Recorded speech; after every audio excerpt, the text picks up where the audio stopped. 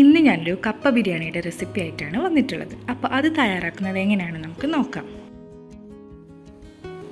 അപ്പോൾ ആദ്യം നമുക്കിതിന് വേണ്ട ബീഫ് കറി തയ്യാറാക്കണം. അപ്പോൾ ഇതിന് വേണ്ടി ഞാനൊരു കുക്കർ അടുപ്പിൽ വെച്ചിട്ടുണ്ട്. അതിലേക്ക് 3 ടേബിൾ സ്പൂൺ വെളിച്ചെണ്ണ ഒഴിച്ചു കൊടുത്തിട്ടുണ്ട്. ഇനി അതിലേക്ക് ഒരു 3 പച്ചമുളക് നെടുകെ കീറിയതും ഇട്ട് കൊടുത്തിട്ടുണ്ട്. ഇനി അതിലേക്ക് ഒരു 10 അല്ലി ചെറിയ ഉള്ളി എടുത്ത് അത് നല്ലപോലെ ഒന്ന് ചതച്ചെടുത്തിട്ടുണ്ട്. അതും ഇതിലേക്ക് ഇട്ട് കൊടുക്കാം. പിന്നെ വേണ്ടത് ഒരു 1/2 ടീസ്പൂൺ ഇഞ്ചി ക്രഷ് ചെയ്തതും ഒരു 3/4 ടീസ്പൂൺ വെളുത്തുള്ളി ക്രഷ് ചെയ്തതും ഇട്ട് കൊടുക്കാം. ഇനി ഇതെല്ലാം ഒന്ന് നല്ലപോലെ നമുക്ക് ഈ എണ്ണയിലിട്ടൊന്ന് വഴറ്റിയെടുക്കാം. അതിൻ്റെ ആ ഒരു പച്ച ചുവ മാറുന്നത് വരെ ഒന്ന് വഴറ്റിയെടുത്താൽ മതിയാകും. ഇനി നമുക്കിതിലേക്ക് 2 മീഡിയം സൈസിലുള്ള സവാള നീളത്തിലരിഞ്ഞത് ചേർത്ത് കൊടുക്കാം. സവാളയും ചേർത്തതിന് ശേഷം നല്ലപോലെ അതൊന്ന് വഴറ്റിയെടുക്കാം. ഞാനിവിടെ 1/2 കിലോ ബീഫ് വെച്ചിട്ടാണ് ചെയ്യുന്നത്. അപ്പോൾ അതിന് കണക്കായിട്ടുള്ള ഇൻഗ്രീഡിയൻസ് ആണ് എടുത്തിട്ടുള്ളത്.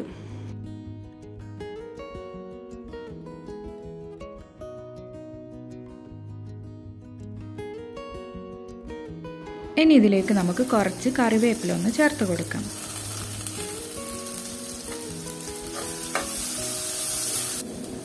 ഏകദേശം നമ്മുടെ സവാളയൊക്കെ വഴഞ്ഞു വന്നിട്ടുണ്ട്. ഇനി ഇതിലേക്ക് പൊടികൾ ചേർത്ത് കൊടുക്കാം.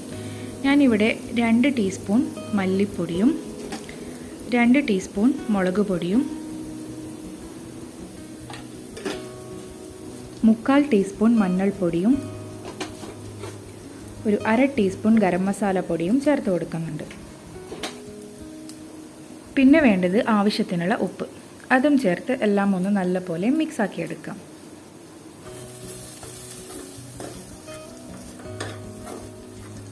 പൊടികൾ ചേർക്കുന്ന സമയത്ത് ലോ ഫ്ലെയിമിലായിരിക്കണം വെക്കേണ്ടത്, അല്ലെങ്കിൽ പൊടി പെട്ടെന്ന് കരിഞ്ഞു പോകും. അപ്പോൾ അതിൻ്റെ ആ ഒരു പച്ച ചുവ മാറുന്നത് വരെ ഒന്ന് വഴറ്റി കൊടുക്കാം. ഇനി ഇതിലേക്ക് ഒരു മീഡിയം സൈസിലുള്ള തക്കാളി ചെറുതായി അരിഞ്ഞതും ചേർത്ത് കൊടുത്ത് നല്ലപോലെ അതൊന്ന് വഴറ്റി കൊടുക്കാം.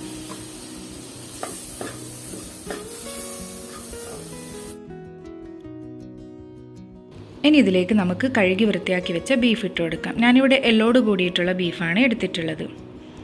എല്ലാം ഒന്ന് നല്ലപോലെ മിക്സാക്കി എടുക്കാം.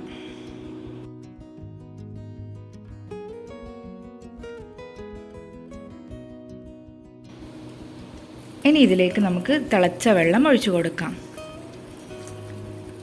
നമുക്ക് കറിക്ക് ആവശ്യമാത്ര വെള്ളം ഒഴിച്ചു കൊടുത്താൽ മതിയാകും.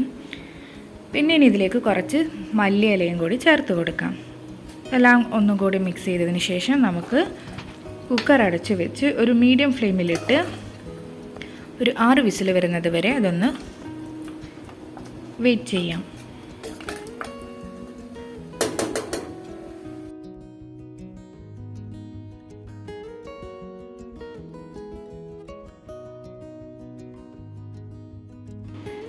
ബീഫ് റെഡിയാകുമ്പോഴേക്കും നമുക്ക് നമ്മുടെ കപ്പ ഒന്ന് ശരിയാക്കിയെടുക്കാം.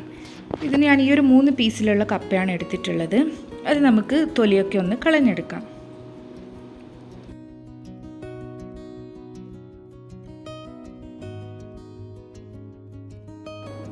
അങ്ങനെ കപ്പയുടെ തൊലിയൊക്കെ കളഞ്ഞെടുത്തിട്ടുണ്ട്, നല്ലപോലെ കഴുകിയിട്ടുണ്ട്. ഇനി ഇതുപോലെ ചെറിയ പീസായിട്ട് നമുക്ക് കട്ട് ചെയ്തെടുക്കാം.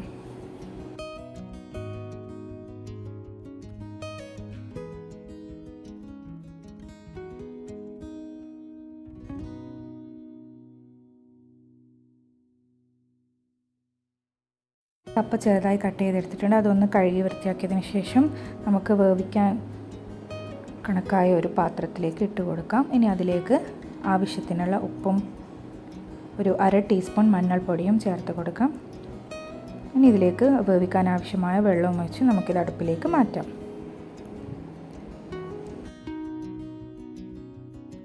നമ്മുടെ ബീഫ് റെഡിയായി വന്നിട്ടുണ്ട്. അത് ഞാൻ ഫ്ലെയിം ഓഫ് ചെയ്ത് വെച്ചിട്ടുണ്ട്. അങ്ങനെ നമ്മുടെ കപ്പയും നല്ലപോലെ വെന്ത് കിട്ടിയിട്ടുണ്ട്. അതിൻ്റെ വെള്ളമൊക്കെ ഊറ്റിയെടുത്തിട്ടുണ്ട്. ഇനി നമുക്ക് ഈ കപ്പ ഒരു സ്പൂൺ വെച്ച് ഇതുപോലെ ഒന്ന് ഉടച്ചു കൊടുക്കാം. കപ്പയൊക്കെ നല്ലപോലെ കുക്കായി വന്നിട്ടുണ്ട്. നമ്മുടെ ബീഫ് കറിയും ഇതാ നല്ല കുറുകി വന്നിട്ടുണ്ട്. ഇനി നമുക്കിതൊന്ന് മിക്സ് ചെയ്തെടുക്കണം. അപ്പോൾ നമ്മൾ ഉടച്ചു വെച്ച കപ്പയിലേക്ക് നമ്മുടെ ഈ ബീഫ് കറി ഒന്ന് ഒഴിച്ചു കൊടുക്കാം.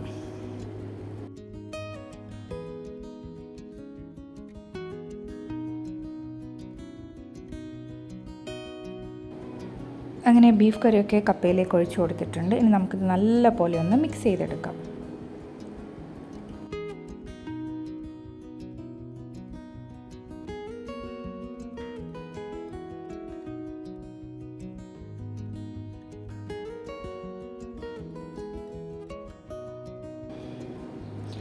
അങ്ങനെ നമ്മുടെ കപ്പയും ബീഫും എല്ലാം മിക്സ് ചെയ്തെടുത്തിട്ടുണ്ട്. ഇനി ഇതിന് മുകളിലായി കുറച്ച് പച്ച വെളിച്ചെണ്ണ ഒഴിച്ച് കൊടുക്കാം.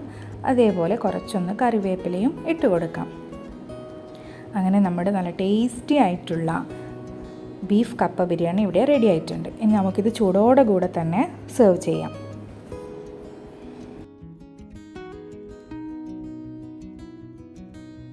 നല്ല ചൂട് കപ്പ ബിരിയാണിയുടെ മുകളിൽ കുറച്ച് സവാള അരിഞ്ഞതൊക്കെ ചേർത്ത് നല്ല ചൂടോടെ കൂടെ തന്നെ നമുക്ക് കഴിക്കാം. അപ്പോൾ എല്ലാവർക്കും എൻ്റെ ഈ കപ്പ ബിരിയാണി ഇഷ്ടമായെന്ന് കരുതുന്നു. എല്ലാവരും ഇതൊന്ന് ട്രൈ ചെയ്ത് നോക്കുക. ആദ്യമായിട്ടാണ് ഞങ്ങളുടെ ചാനൽ കാണുന്നതെങ്കിൽ സബ്സ്ക്രൈബ് ചെയ്യുക. ഫ്രണ്ട്സിനും റിലേറ്റീവ്സിനും ഒക്കെ ഷെയർ ചെയ്യുക. പുതിയ വീഡിയോസുമായി വീണ്ടും കാണാം. Thank you for watching.